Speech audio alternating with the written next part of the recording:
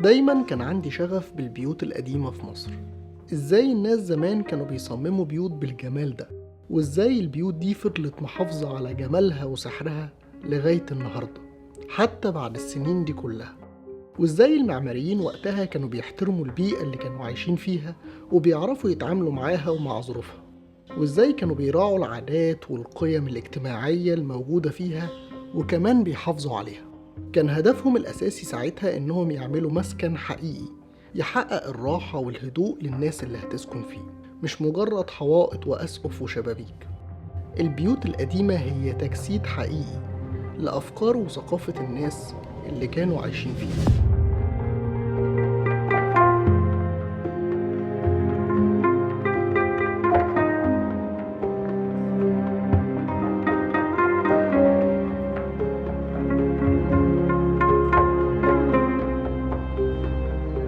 النهاردة احنا موجودين في بيت الكريتلية، أو زي ما بيطلق عليه دلوقتي متحف جاير أندرسون.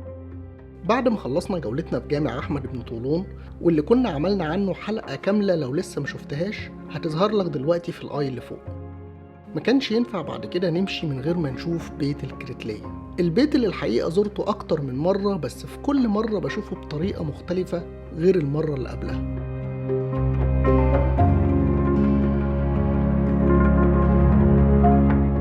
مدخل البيت موجود بعد مدخل الجامع على طول، لأنه لازق في سور الجامع.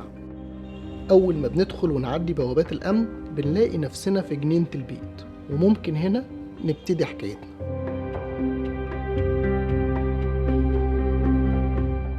بيت الكريتلية الحقيقة هو مش بيت واحد، لأ دول بيتين جنب بعض، بيت أمنة بن سالم والبيت التاني هو بيت الكريتلية، واتسمى بالاسم ده علشان آخر حد سكن فيه كانت سيدة من جزيرة كريت، علشان كده اتسمى على اسمها.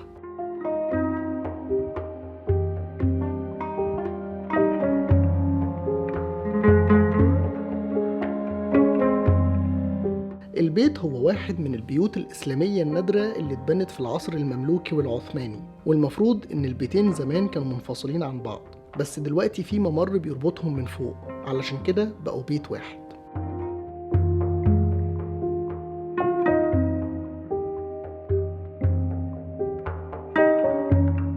ايه حكاية بقى جاير أندرسون ده؟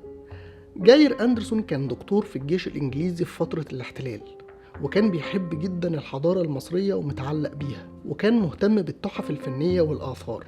علشان كده في بداية الثلاثينات، في وقت قررت فيه الدولة إنها تهد كل البيوت القديمة اللي حوالين سور جامع أحمد بن طولون، واللي كان من ضمنهم طبعا بيت الكريتلية اللي كانت حالته سيئة وقايل للسقوط.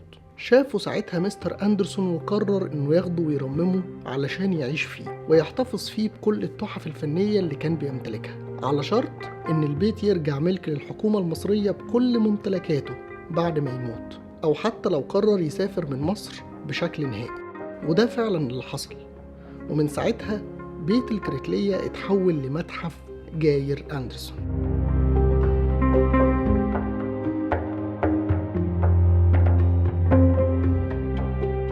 تصميم البيت زي ما انتوا شايفين مبهر في كل تفاصيله، ومعمول كله على الطراز الإسلامي، واللي فكرته زي ما احنا عارفين مبنية على الفناء الداخلي، الفراغ المفتوح اللي موجود في وسط البيت واللي بتطل عليه أغلب الأوض اللي موجودة، واللي بيوفر التهوية والإضاءة الطبيعية لكل حتة في البيت. الأوض اللي موجودة في البيت كتيرة ومتنوعة، في منها اللي كان ليه استخدام فعلي، ومنها اللي معمولة علشان تحتفظ بالتحف والأعمال الفنية النادرة اللي موجودة فيه. ومن الحاجات الغريبة اللي موجودة في بيت الكريتلية هي إن كان في غرفة مخصوص للزينة بتستخدمها السيدات اللي كانوا عايشين في البيت، وكمان كان في غرفة للولادة، ودايما كانوا بيفصلوا بين الغرف المخصصة للرجالة والغرف المخصصة للحريم أو السيدات.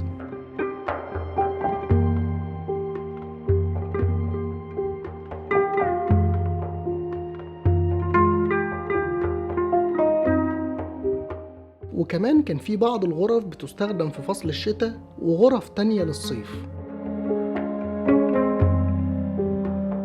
ومن الحاجات الجميلة إن غرفة الضيوف الرئيسية أو مجلس الرجالة بيكون فيها شبابيك من فوق، ممكن الحريم يبصوا منها ويعرفوا مين موجود تحت، بس أي حد موجود تحت ما يقدرش يشوف الناس اللي فوق، وهي دي عبقرية التصميم.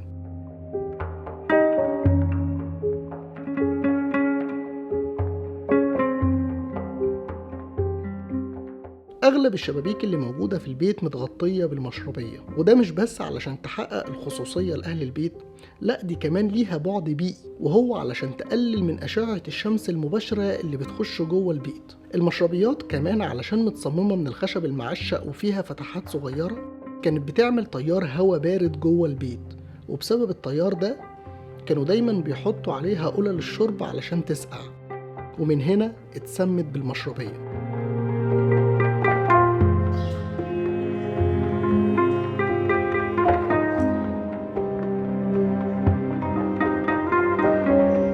ده كمان معظم الغرف الرئيسية بيكون فيها نوافير مية علشان ترطب من الجو أكتر وتقلل من درجات الحرارة. ده غير إن طبعا الحوائط بتاعت البيت سميكة جدا ومبنية من الحجر الطبيعي، وده اللي خلاه بيعزل الحرارة بشكل كويس جدا. كل الحاجات دي خلت درجة الحرارة جوه البيت أقل حوالي 7 درجات كاملين عن درجة الحرارة في الشارع.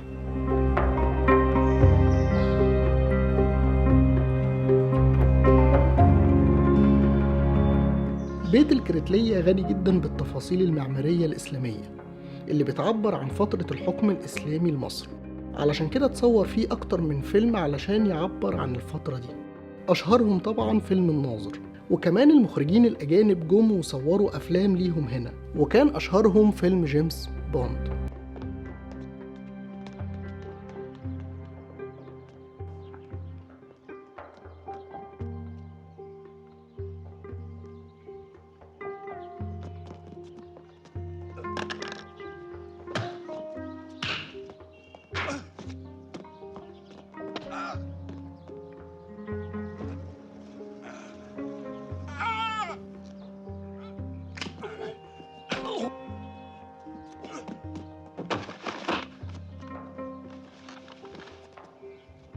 بيت الكريتلية مش مجرد بيت أثري قديم بقاله أكتر من 700 سنة، لأ ده حكاية عايشة معانا لغاية النهاردة، حكاية بتعرفنا إزاي الناس زمان كانوا عايشين، وإزاي المعماريين كان هدفهم هو تحقيق الراحة والهدوء للناس اللي ساكنة في البيت.